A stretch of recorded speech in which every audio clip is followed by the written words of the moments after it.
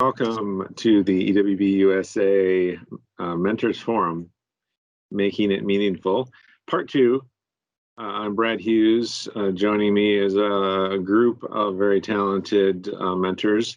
We just had a lively discussion. We're going to move into Part 2 with some other related topics similar to what we've been talking to. To refresh your memory, we've got a star panel of mentors here, and if for a full introduction we'll go back to part 1, but we're going to start with well, we have a great number of topics to cover. We're going to start with maybe a little bit more of an insight to each of us on why we became mentors. So Kevin, maybe you want to start. Yeah, I'd say why I became a mentor. I was in EWB as a student a long time ago in 2008. And I think, like for many students, EWB, especially when you get to travel, is a life-changing event. So I think one of the reasons I'm a mentor is it's great to kind of offer that opportunity to help other students have that experience and help them be successful in their projects. Alberto? Thanks, Brad. Refresher, my name is Alberto Cordero. Why did I become a mentor? I wanted to become involved with EWB, and for the international experience, and for the giving back. You know, after 25 years or more of experience, and EWB didn't exist when I was a student, and I saw it as a great opportunity to just get involved and give back, you know, very positively with my international experience. I've really been able to join the technical side and the non-technical side together. Amanda? Yeah, so I became a mentor because I heard about Engineers Without Borders. Actually, I heard about it in college, but I was never a part of it. And it was actually my coworkers, one of them being Alberto, who got me into the professional chapter here in Madison. And I really liked the idea of giving some of my time and my experience and my technical knowledge to helping students, especially doing projects, internationally that are changing people's lives. So I thought it would be a great opportunity for me to give back and also create a sense of community with people. I'll offer my own. Was really just what I've told people is that I just feel extremely fortunate living in this country, growing up where I grew up, having the opportunities that I had.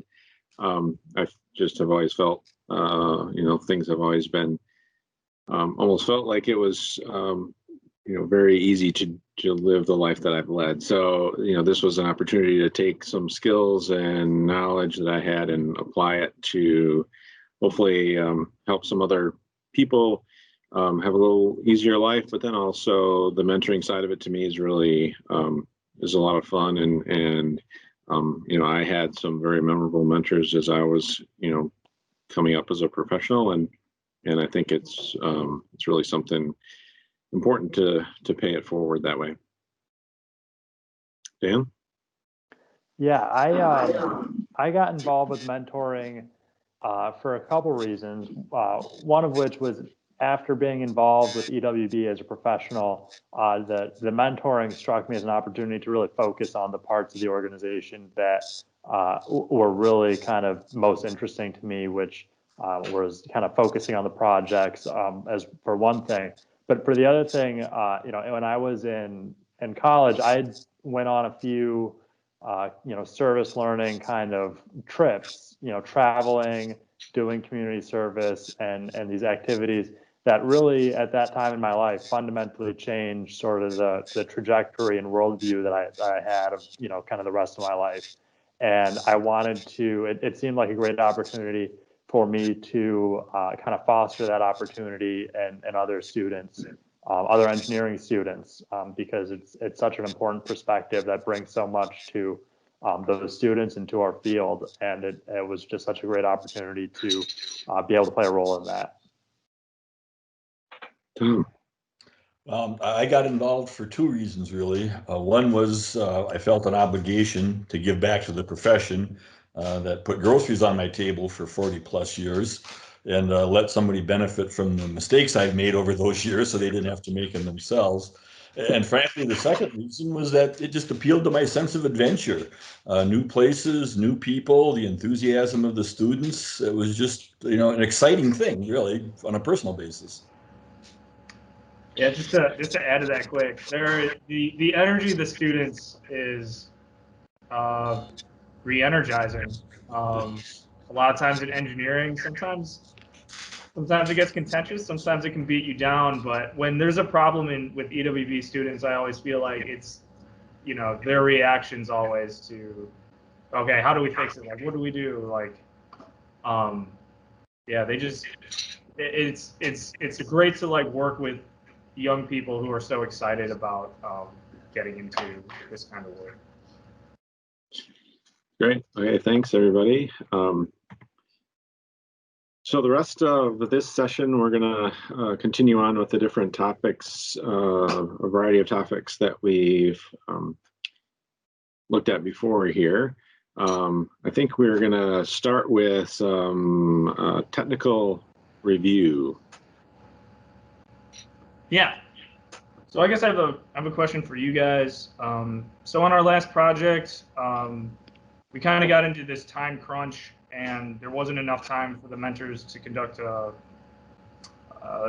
thorough enough review, and it just resulted us when we went down into country having to do a lot of redesign almost on the spot down on the implementation track. So what advice do you guys have as mentors just to kind of improve that technical review process with the students, working with the students to make sure the design is complete?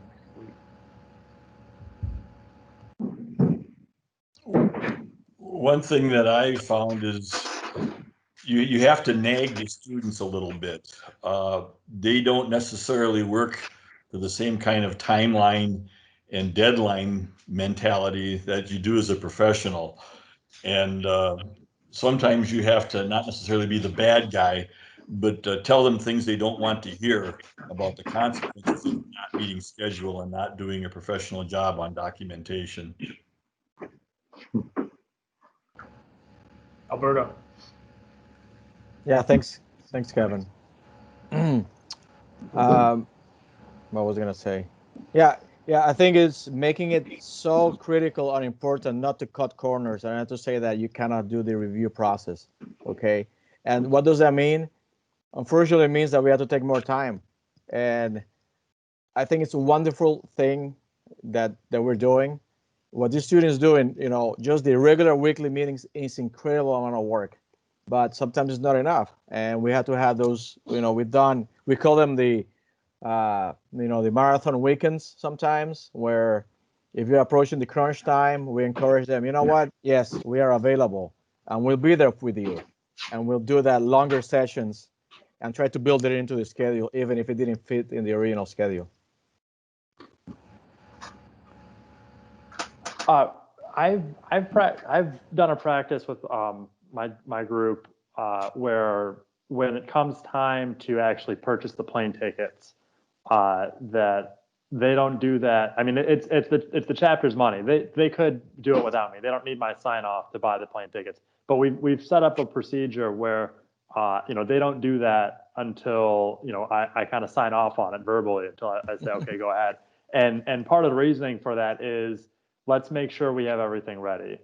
If there are technical responsibilities, if there's design, if there's issues with wiring money, with purchasing materials that need to be there, and we haven't arranged for that yet. All of those things need to be taken care of before we pull the trigger on actually moving the trip forward to travel. Because the money is there. We could there's no reason we couldn't push a spring break trip back to end of the school year trip or something like that if we need to. But if we show up there in country and we spent the time and effort to get there and the things aren't ready that we need to have ready, then we've wasted a lot more than that. And so I've tried to really kind of decouple the technical aspects in terms of that timeline from the travel timeline and say we need to get all of this figured out first, and then let's get into talking about traveling and how and when we travel. Well, it sounds like a great approach, and it really something that you need to have a discussion early on at the beginning of the project that is your expectation. I would imagine. Amanda?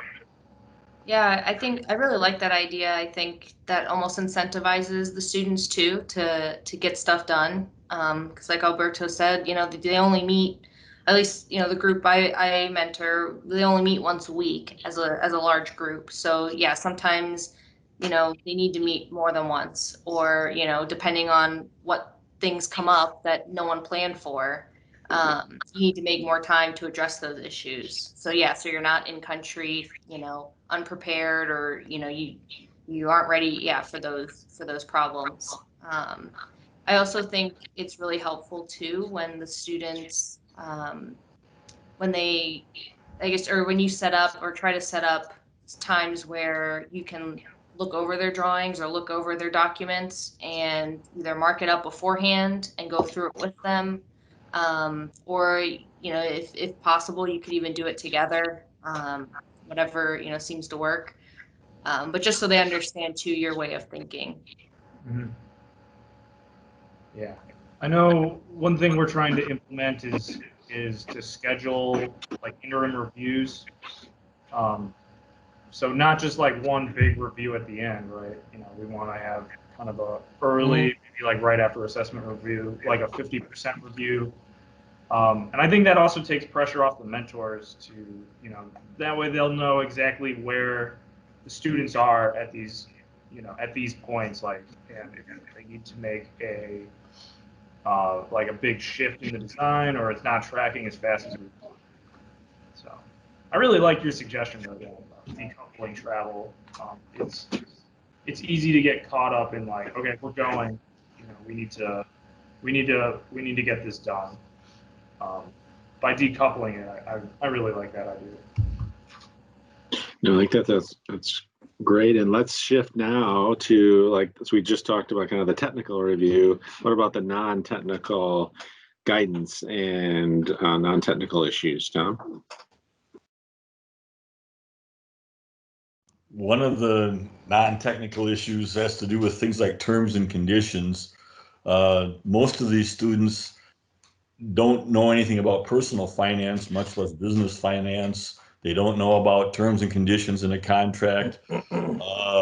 One thing that happened in one of our trips is I suggested that they negotiate with the contractor and get him to bring his price down a little bit. He was a contractor we wanted. His price was a little bit high. I said, well, ask him to drop his price. And the students were incredibly reluctant to do that. They finally did. The contractor took it. Okay, fine. We can do that. We can make it for that. And boom, done. And the students were incredibly amazed that you could actually do that. Those are the kinds of things that they just aren't, they don't know how it's done, I guess is what it comes down to. So that's one of the things I've noticed, the terms and conditions and that kind of thing. What other sort of non-technical items or issues have you guys seen on projects? Yeah, I had an issue kind of along the lines of what Tom has talked about, which is that what we had, and honestly, it sounds kind of embarrassing and stupid to talk about it in hindsight, but it's an actual mistake that happened, so we might as well learn from it. But we on our first implementation trip, we wired our money that we needed for the contractor and for all the materials to the NGO to distribute. And the NGO basically gave all the money to the contractor up front. And that's a no-no, as it turns out. And my understanding or my approach of it was, the NGO does work in the community all the time. I'll defer to them, let them do whatever they see fit in terms of how they want to distribute this. And it didn't work out because we didn't have that communication up front about expectations, about what could possibly go wrong.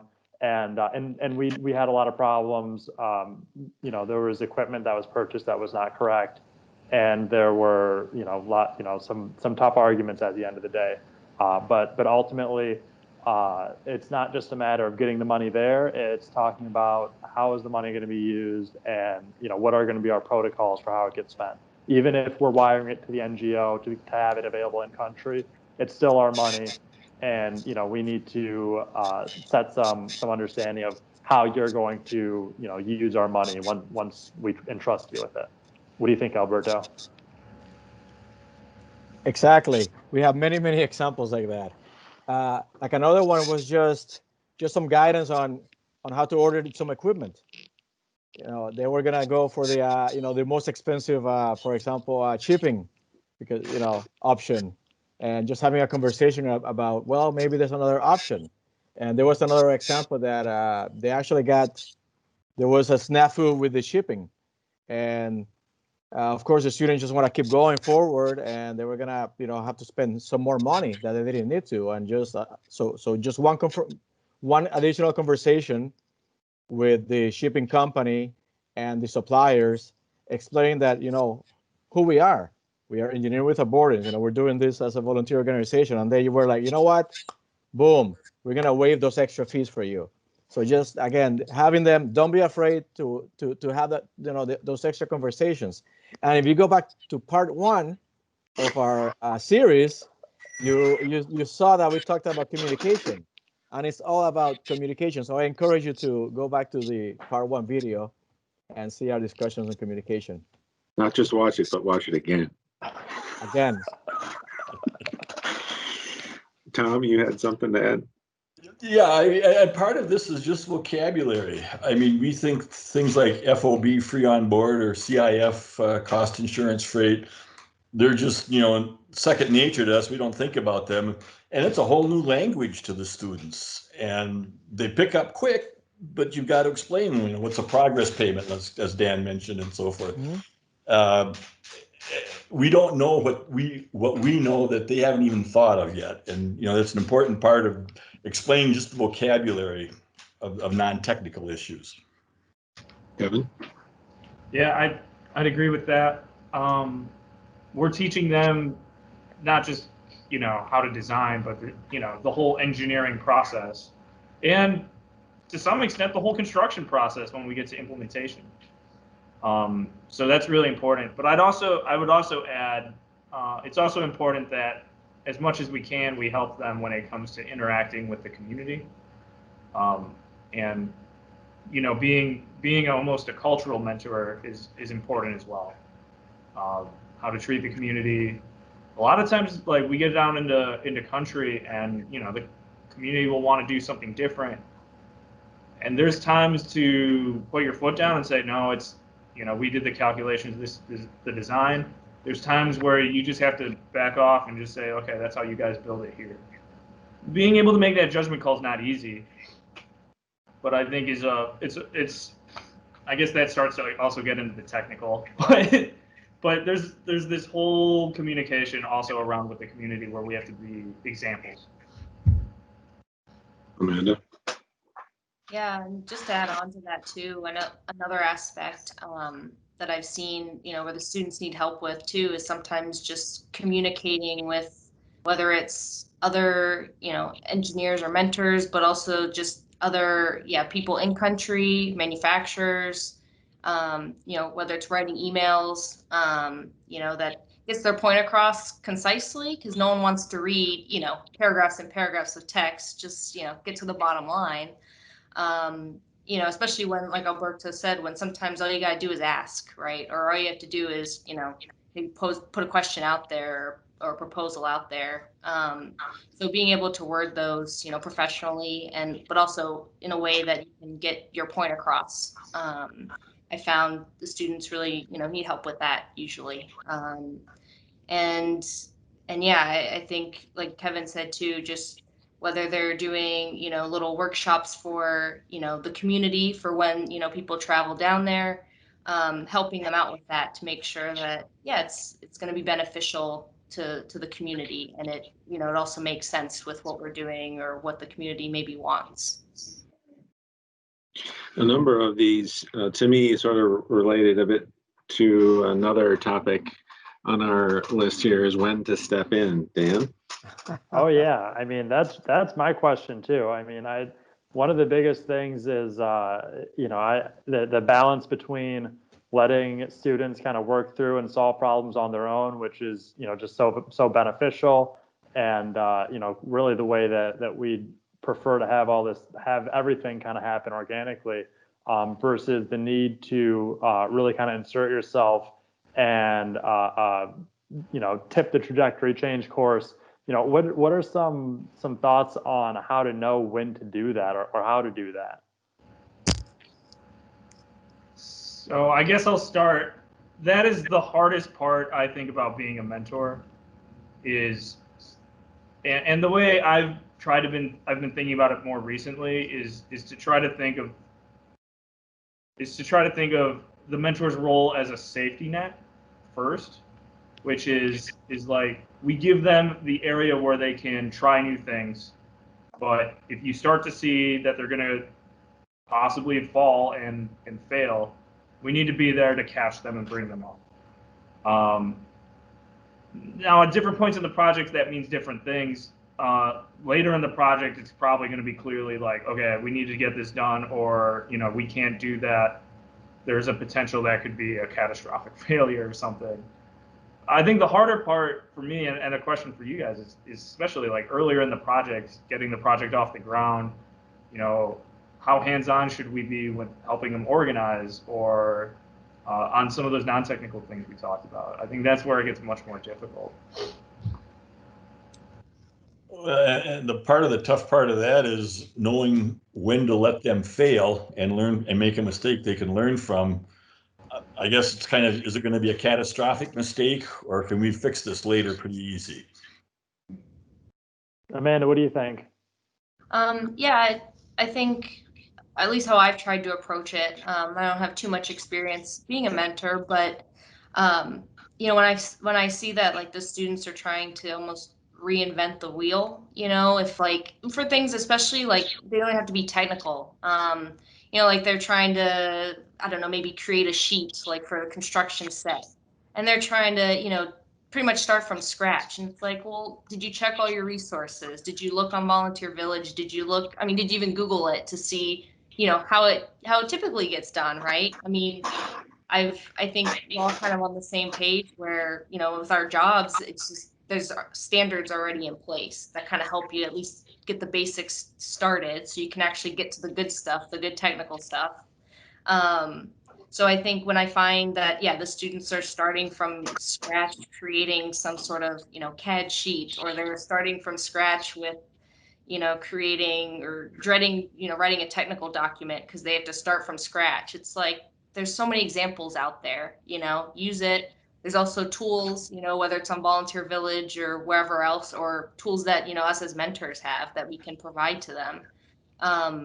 It's like we don't have to do this. Like no one usually does this. You do it once and you kind of you use that as a base. Alberto, you're jumping out of your bow tie there. I know. This is such a great topic. And Amanda, exactly what you said, when somebody's recreating the wheel, you just feel so bad because, we're spending so much energy and time and you don't want that. But, this is, we need to look at this as it's a real job. We are not recreating, the wheel in our profession, in our regular day jobs. And we have people helping us, telling us where those resources are. So when to jump in, I say all the time, but at the same time, not at all too, because it's a balance, on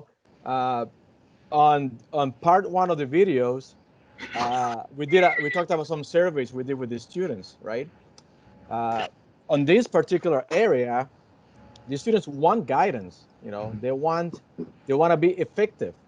So Kevin has shared with me in the past that he helped his project with a timeline, when to do the specific things, because they haven't done a project from start to finish before. So that guidance is okay. It is their project, and I am the first one to tell the students this is your project, But at the same time, having that respect, that don't reinvent the wheel. It is a fine balance. I've had many heated arguments with the students about some topics. So you do have to step in, particularly in country travel. And maybe when we talk about traveling, that's really puts stress on when to step in, because there's more of a stress because time stress, the project deadline, and you have the community looking at you. And there, I think the rules are a little different. I would completely agree. I was gonna say travel is almost its own thing.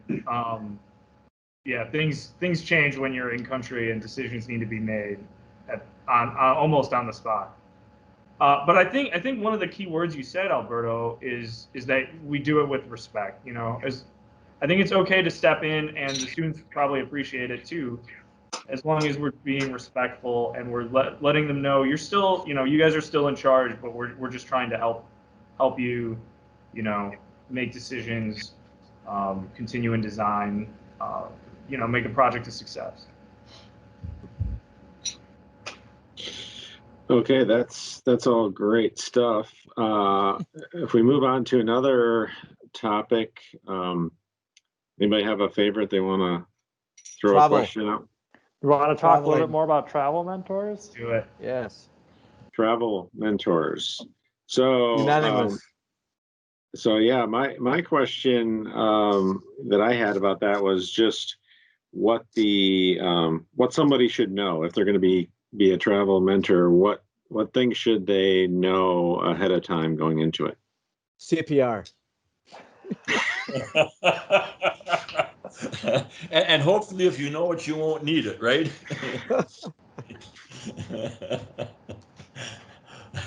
I was Yeah, gonna Okay. say you trying need to to know think of- everything is what it feels like when you go down there. It is somewhat stressful, at least to me.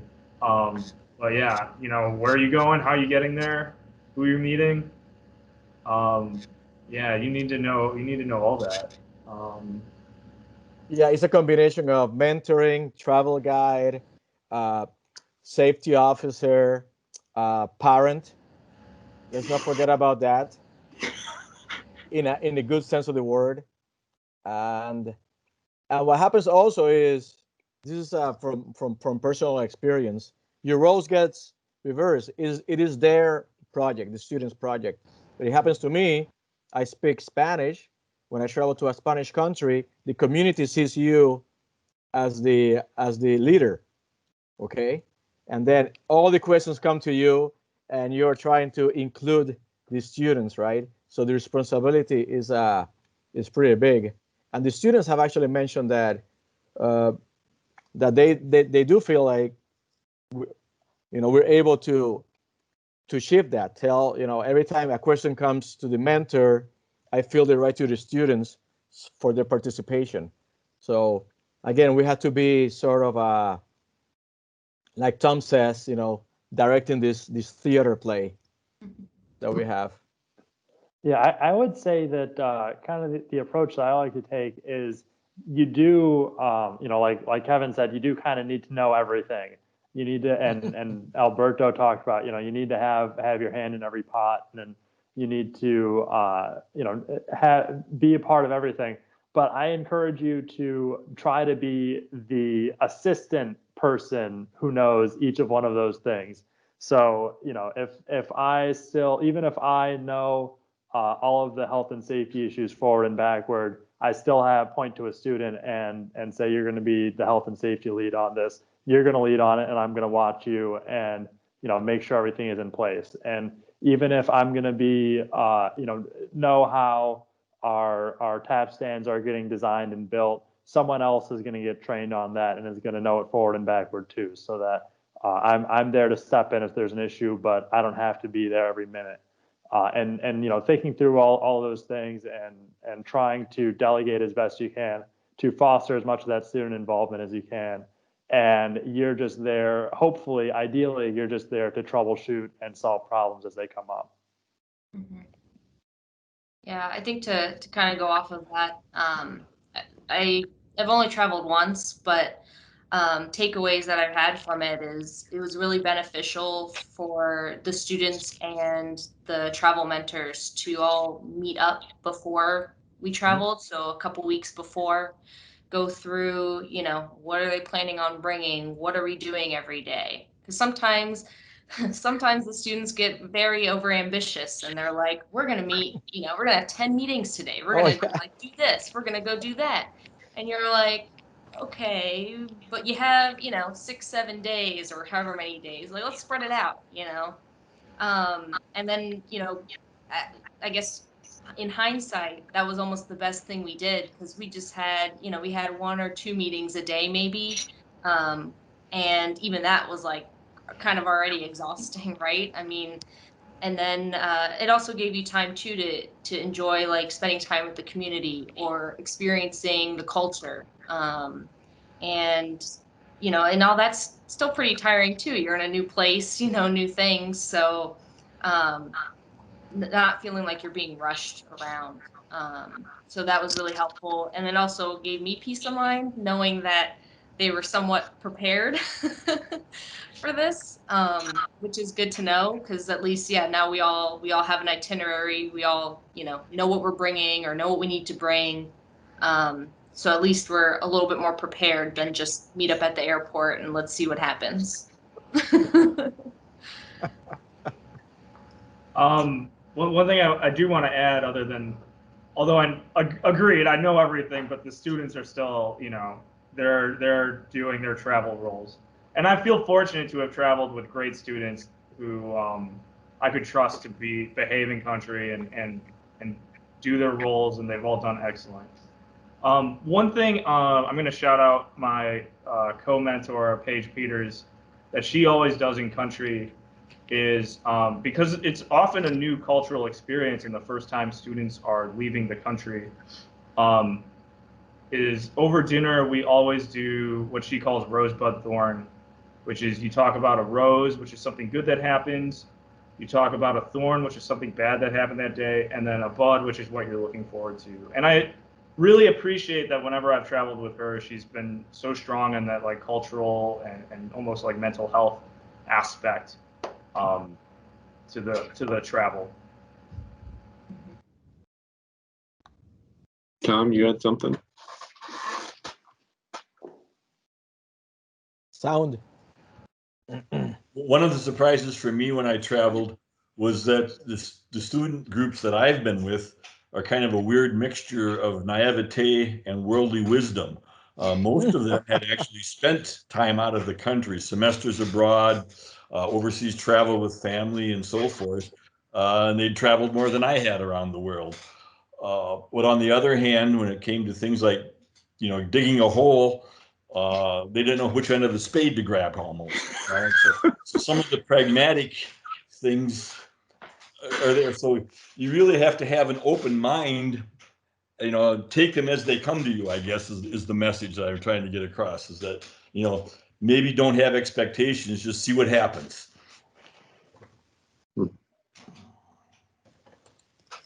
Alberto, go ahead. Sure, yeah. Yeah, those expectations are very important, Tom. They, talking to the students, they've never been out. Like some of them haven't been either to that location or travel much. Or at the same time, if you're in a new place, they did ask. Some of the feedback I've gotten from the students is that they did want somebody with a sense of adventure that is going to let them see the country, right? So then being that little bit of a tour guide or planning the activities like Amanda said, okay, yeah, we're gonna have so many days here. What do you want to do? What are your buds that you're looking forward to? Like Kevin said, and then so it is a big role that we have, and I'm telling you, it's very stressful traveling. and extremely rewarding. Okay. Yes.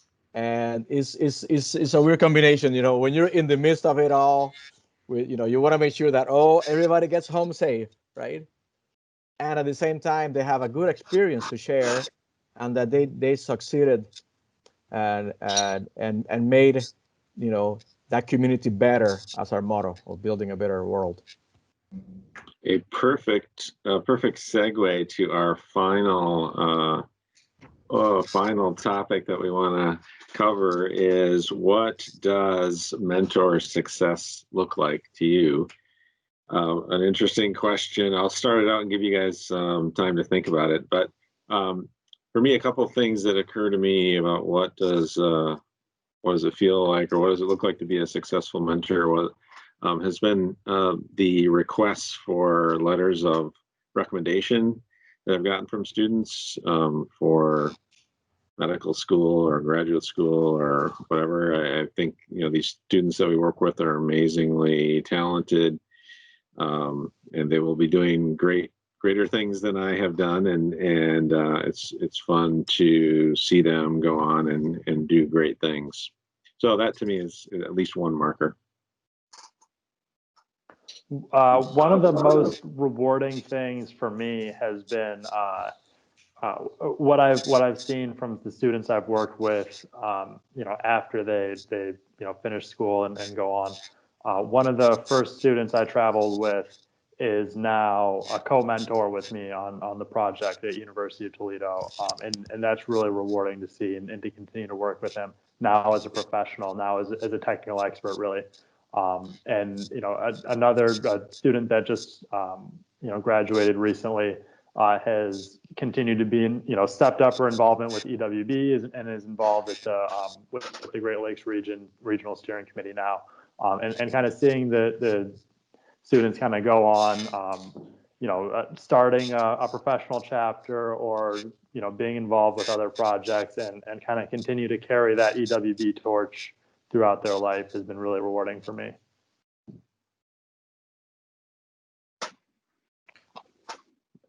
Alberto. Yeah, sure.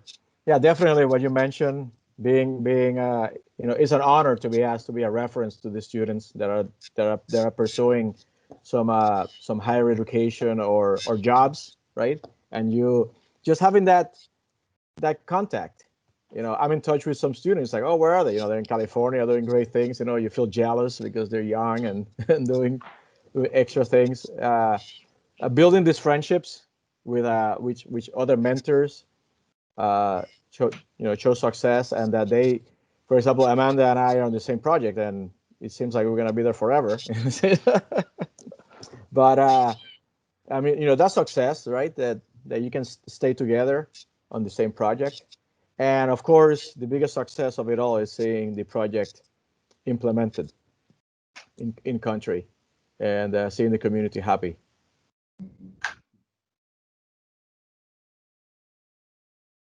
Tom, do you have something? Well, I mean, basically, they've said most of what I have in mind. One of the other things that I use as a yardstick, besides the references, a couple of students that I've kept in contact with have said that part of the reason they got the positions they did in industry was because they had experience with EWB, and a couple of them had been project managers on EWB projects, and that was key to their acceptance in hiring. That's also another measure of success. Yeah.